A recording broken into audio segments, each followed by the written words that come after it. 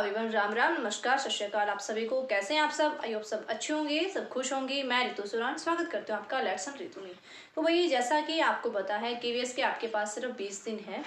तो इन 20 दिनों में क्या करना है, कैसे प्रिपरेशन करनी है, वैसे आपको पता है ज़्यादा टाइम आपको नहीं मिला, किसी को नहीं मिला भाई।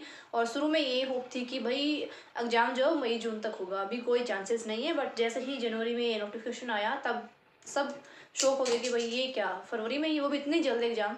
तो कोई बात नहीं है, क्योंकि अगर आपने सीटेट की हाल ही में तैयारी की है, मतलब हाल ही में सीटेट क्लियर किया है, तो फिर आपके लिए बिल्कुल भी प्रॉब्लम वाली बात नहीं है। तो चलिए समझते हैं इस चीज़ को कि आपने अभी क्या करना है, कौन सा सब्जेक्ट पढ़ना है, किसको प्रेफरेंस देना है। ठीक है, तो सबसे पहले मैं आपको बता दूं, आपका जो एग्जाम है वो 180 मार्क्स का होगा। वो आप सबको पता है, इतना तो सबको पता चल गया होगा। सिलेबस भी सबने देख लिया होगा। अगर फिर भी कोई ऐसा है इसको नहीं पता, क्योंकि कईयों को ये होता है कि वो चीज़ें नहीं एक वे में देखनी आती कि भाई सिलेबस क्या है, कैसे सिस्टम है, वो चीज़ें नहीं आती। बट फिर उनके लिए भी सारा मैं आपको एक्सप्लेन करूँगी अच्छे से। फर्स्ट है आपकी 4 पार्ट जो है, 4 पार्ट में आपका डिवाइड है। इसमें फर्स्ट जो पार्ट है आपका वो प्रेफरेंसी इन लैंग्वेज। लैंग्वेज यानी कि चाहे वो हिंदी है, इंग्लिश है, तो जो भी आपकी लैंग्वेज है उसमें, तो ये इनकी जनरल जो हिंदी है इसमें वो आएगी, और जनरल जो आपकी इंग्लिश है वो इसमें आएगी। तो इसमें कोई मुश्किल वाली बात नहीं है। वही इंग्लिश है जो आप स्टार्टिंग से पढ़ते आ रहे हो, जो अपने एस्टेट में पढ़ी है, सीटेट में पढ़ी है, रीट में पढ़ी है, जो आपने बाकी एग्जाम्स में पढ़ी है, या सीईटी का दिया, किसी भी एग्जाम में आपने पढ़ी है, वही वाली इंग्लिश हिंदी है। मुश्किल वाली बात नहीं है, क्योंकि लिखा ही हुआ भी जनरल इंग्लिश है, जनरल हिंदी है। तो ये 20 मार्क्स है, ये आपके फ्री के मार्क्स समझो। यहाँ आपने ध्यान देना है, यहाँ आपने यानी कि आपने हिंदी और इंग्लिश को बहुत अच्छे से कवर करना है। दूसरी यूनिट है आपकी जनरल अवेयरनेस की, इसके बाद में बात करते हैं।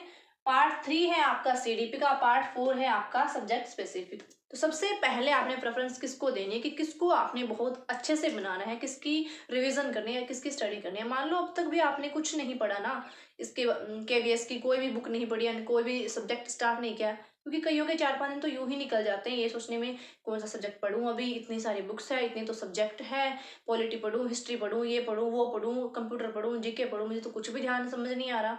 तो उनके लिए बता देती हूँ। सबसे पहले आपने क्या है, सीडीपी, जो कि आपके 60 मार्क्स कवर करेगी, जो आपने सीटेट में बहुत अच्छे से पढ़ी है।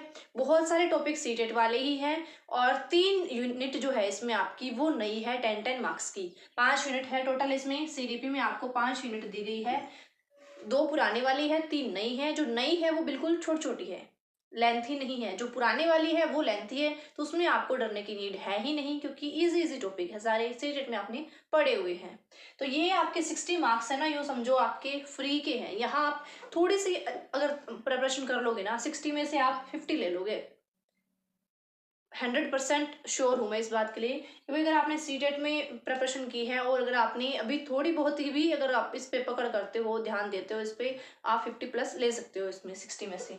तो एक तो ये पार्ट वाला, एक तो ये पार्ट 3 है, इसको आपने बहुत अच्छे से इस पे फोकस करना है। सीडीपी एक ही सब्जेक्ट है। दूसरा आपने सब्जेक्ट स्पेसिफिक में हिंदी और जो इंग्लिश है, हिंदी आपको, इंग्लिश जो आपको 30 मार्क्स दिलाएगी, 20 यहाँ, 10 यहाँ। हिंदी है वो भी आपको 30 मार्क्स दिलाएगी। तो यानी कि 60 मार्क्स इसके हो गए, 60 ये हैं और 60 इनके हो गए। ये 120 मार्क्स यूँ समझो आपके मतलब फ्री के हैं एक किस्म के। इसमें आपको कोई ज़्यादा मेहनत नहीं करनी, और यहाँ आप फोकस करो।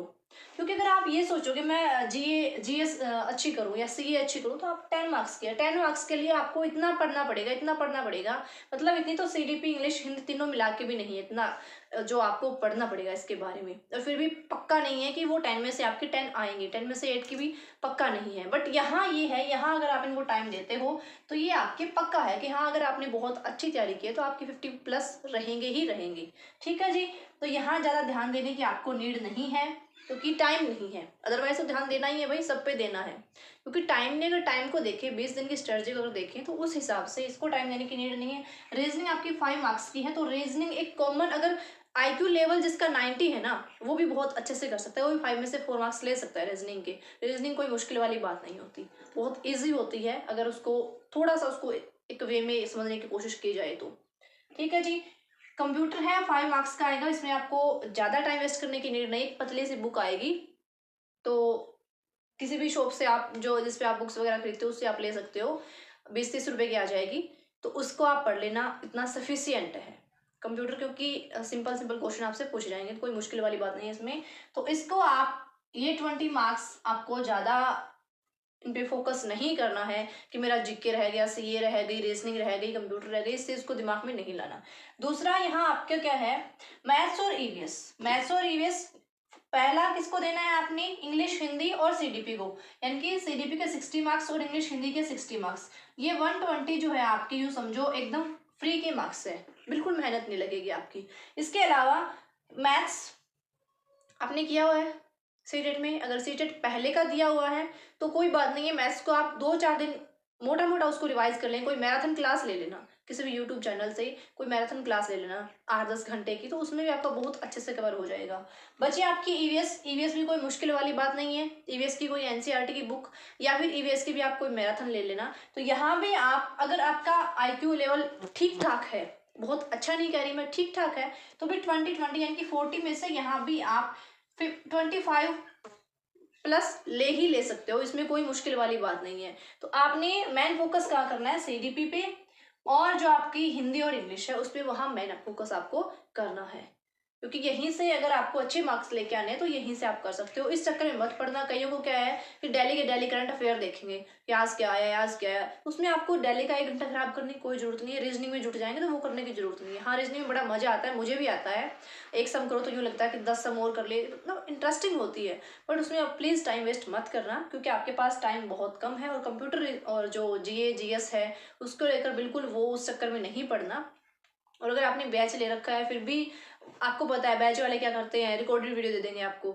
लाइव जितनी हो नहीं पाती, क्योंकि वही उनका मंडे टू फ्राइडे रहता है, कोई बीच में ऑफ हो जाता है, कोई बीमार हो गया, कोई कुछ हो गया, तो उनको तो एक बहाना है। वो कौन सा आपको सिलेबस बहुत अच्छे से देंगे, चाहे कोई भी बैच लेके आप देख लेना किसी भी ऐप से।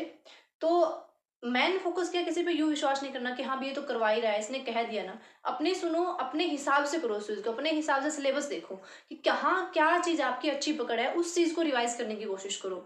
ना कि ऐसा कि जो चीज आपको नहीं आती आप उसको उठाओ, अभी उस चीज को उठाने का टाइम नहीं है।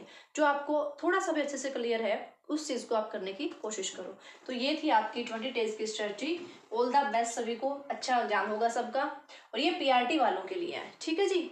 और सीडीपी कोई मुश्किल वाली बात नहीं है। सीडीपी जो ईवीएस और हिंदी जो है वो तो मैंने भी करवा रखी है, लेक्शन पे आप देख सकते हो, पीछे की जो वीडियो है सीटेट के लिए करवाई थी, क्योंकि आपको पता है ईवीएस का तो वही सिलेबस है, सीटेट वाला ही, कुछ खास नया जुड़ा नहीं है। मैथ्स का है तो वही चीज़ें हैं, थोड़ा बहुत कुछ नया ऐड हुआ है, तो कोई मुश्किल वाली बात नहीं है, बहुत ईजी है। ऐसे सोचने की जरूरत नहीं हो कि ईवीएस का एग्जाम, ईवीएस का एग्जाम, क्योंकि सिलेबस हमारे पास इतना वो नहीं है ना कि भाई हाँ बहुत हाई लेवल का सिलेबस आ गया। और बाकी आपको पता ही है ऑनलाइन पेपर होगा तो थोड़ी सी चीज़ें अलग होंगी, जैसा पहले होता है उससे थोड़ा सा अलग आपको मिलेगा, है ना।